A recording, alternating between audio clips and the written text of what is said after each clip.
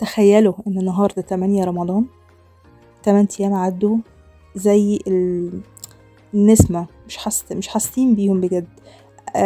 كل يوم بيعدي بحس ان فعلا اليوم بيجري جدا. دايما هي ايام رمضان بتبقى كده.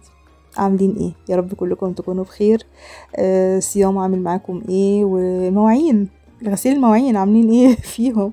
بجد شغل كتير قوي قوي في رمضان وكل حاجة، بس برضو ايامه لذيذة وحلوة وربنا يعيدها علينا دايما يا رب. هنعمل بقى النهاردة جلاش بالكنافة المحمرة كده في السمنة البلدي. انا بحب قوي قوي الكنافة لما بتكون متحمرة. متعودة دايما في رمضان بعمل بوكس حلو قوي، بحمر شوية حلوين لأي بقى ظروف ما. ممكن احط عليها كريم جانتيه، احط نوتيلا، نعمل طبقات كده بالبسكوت عليها، يعني زي ما يعني تطلب معايا. بالنسبة بقى للجلاش بالكنافة حلو جدا جدا. احنا مش هنحتاج غير حبة كنافة صغيرين مش كتير، لانها ما بتاخدش كنافة قوي. بصوا ده كده الكنافة اللي انا كنت محمراها، وبعد كده هنزل عليها بسيرب او اللي هو الشربات، يعني معلقتين 3 مش كتير عشان بس تمسك مع بعض. هقلبها كويس. عايزه اقول لكم ان انا في الكواليس خدت معلقتين 3 من الطبق ده، فظيعه حلوه قوي. ممكن تاكلوها كده من غير اي حاجه بصراحه. بس يا ستي هجيب بقى لفه الجلاش اللي عندي، هتعمل معاكي كميه حلوه جدا. عايزه اقولك ان ممكن تعملي صينيتين بلفه الجلاش دي، وهتقضي معاكي حلوه قوي العزومه بتاعتك الجميله اللي احنا دايما بنحتار في رمضان نعمل ايه ولا ايه ولا ايه. فدي سهله بصراحه. اولا بقى جبت كده اللفه وهقطعها 3 مرات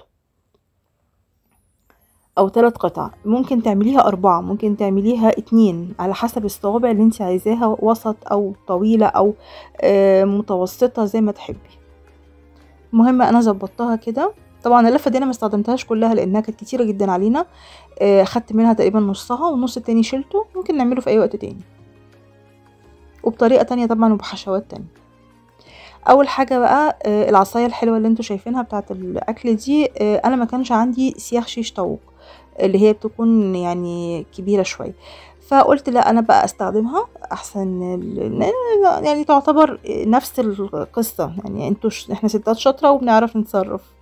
ويا ستي جبت بقى الكنافة همشيها كده. خلي بالك بس الطروف عشان ما تطلعش من ناحيتين، خليها جوه شوية. وحلف العصاية بالجلاش،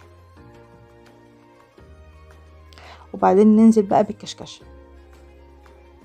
كشكشي جامد جامد. ما تخافيش، مش هتتقطع منك، مش هتتفك ولا حاجه خالص، هتبقى ماسكه نفسها. بالنسبه بقى للتاني واحده انا عملتها بصراحه احلى كتير من الاولانيه. ليه بقى؟ جبت ورقه الجلاش وتنتها على 2، دي اسهل بكتير واحلى وتلفي معاكي اسرع. بس اهم حاجه السمنه بتاعتي بتكون من الطروف من هنا ومن هنا علشان تمسك كويس مع بعض. هجيب بقى دلوقتي السمنه وهعمل الطرف بتاعها. تمام.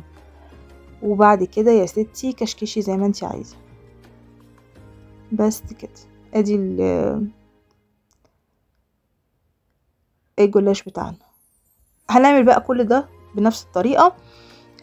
وفي نفس الوقت بقى دلوقتي هجيب صينيه، هدهنها كويس جدا بالسمنه. خلي بالك عايزاكي بقى كريمه قوي قوي في موضوع السمنه دي في الجلاش والكنافه والحاجات بتاعه رمضان.